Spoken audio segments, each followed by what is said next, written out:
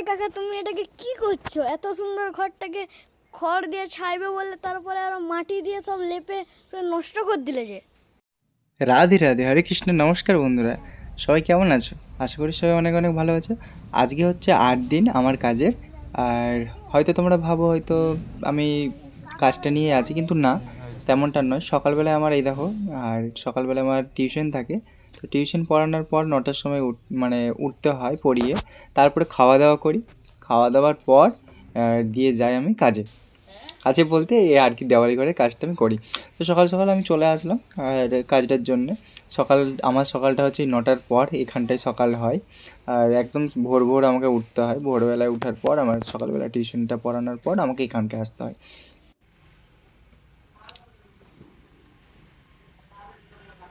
খেয়েছি? খাও না এখনো? আজকে অনেক সকালে কাজে লেগেছে। খড় ছাড়াচ্ছি। এই যে ভাইপো।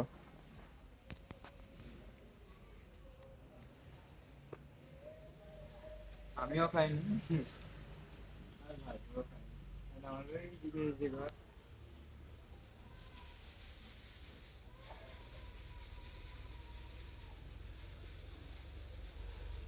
খড় টড় আমরা ছাড়িয়ে যে খেয়ে দিয়ে আসবো। জানি না। হুম।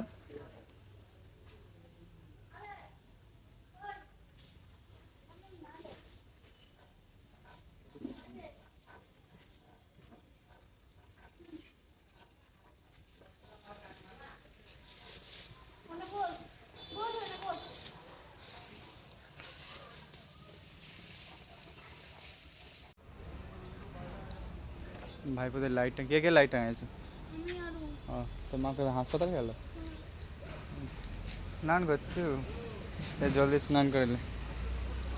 কিরে ওই, না লুকিয়ে যাচ্ছে। কেমন লুকিয়ে যাচ্ছে? না না না, ভাইপোদের এই পাশটাই বাকি রয়ে গেল যে। ও পাশটা পুরোটা টাঙিয়ে দিয়েছে, এই পাশটা। আচ্ছা আচ্ছা আচ্ছা। চপ করে স্নান করে নে। রাধে রাধে, হরে কৃষ্ণ, নমস্কার সবাইকে। সবাই কেমন আছো? আর এখন এই পর্যন্ত আমাদের এত দূর হয়েছে। এইটার যে কাঠামোটা, এর উপরে খড়টা ছাওয়া হবে। এই দেখো। আর কেমন লাগছে অবশ্যই কমেন্ট করে জানো, ঠিক আছে?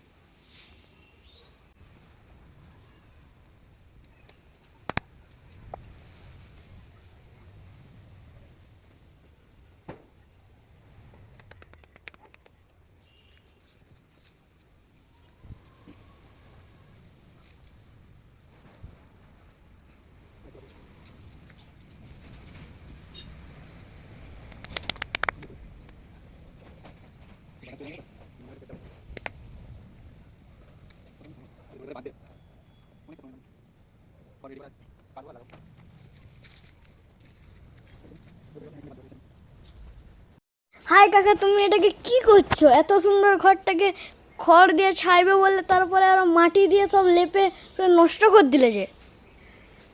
না না, নষ্ট করিনি। তুই দেখ না, ঠিক বুঝতে পারবি পরে। ঠিক হবে, সব খড় ছাওয়া হবে। বুঝতে পারছি না তো? না। আর কিছুক্ষণ পরে আসবি, তারপরে বুঝতে পেরে যাবি। এটা কেন দিচ্ছি জানো? কেন? কারণ এটা দেওয়ার কারণটা হচ্ছে, এই যে আমি খড়গুলো বোস করাবো না, এখানটা তো মাটি দিয়ে বোস করে দিয়েছিলাম, কিন্তু এখানটাতে বোস করাতে গেলে আমার তো অসুবিধা হবে। এই মাটিটা দেওয়ার কারণটা হচ্ছে আমি মাটি দিয়ে দিয়ে ধরিয়ে ধরে বোস করাতে পারবো, ওই জন্য এটা দেওয়া। হুম। খারাপ কিছু হয়নি, দেখতে হয়তো এখন খারাপ লাগছে, কিন্তু কিছুক্ষণ পরে এটা ঠিক সুন্দর হয়ে যাবে।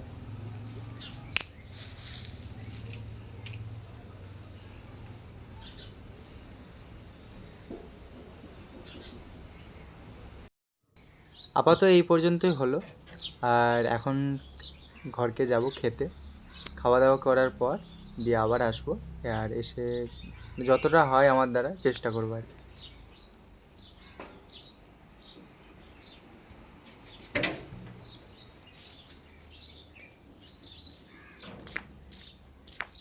কী করতে আসছে? হুম, এখনো কাজ বাকি আছে। এই খড়ের ছাউনিটা করা হবে, মাটিটা দেওয়া হয়েছে। খুব সুন্দর সেইটা। এটা কি প্রদীপ হচ্ছে গো? গদা গদা প্রদীপ। ঠাকুমার গোদা তো তেল অনেক তেলটা, তুমি মাটিটা হাতে করে ভালো করে মাখাও, দিয়ে দিয়ে করো হয়তো।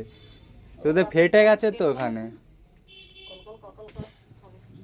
চলে যাবি তো, যা করে নিবি দিয়ে ওখানে গান করে স্নান করবি। ভালোভাবে বানাও, ভালোভাবে, ওই রকম করে দিবি। যেন না তেল লাগে এক ফোঁটাও। কেমন দেখাচ্ছে জল ডুবি দেবো দিয়ে সবসময় ছাউরির নামে হচ্ছে উল্টা পাল্টা বলে। সেই সাদা তেলটা রাখছি সাদা তেল দিয়ে জ্বলতে হবে। সাদা তেলে হ্যাঁ জ্বলবে জ্বলবে। এই মাটিটা শক্ত হয়ে গেছে, তুমি যা বানাও বানাও।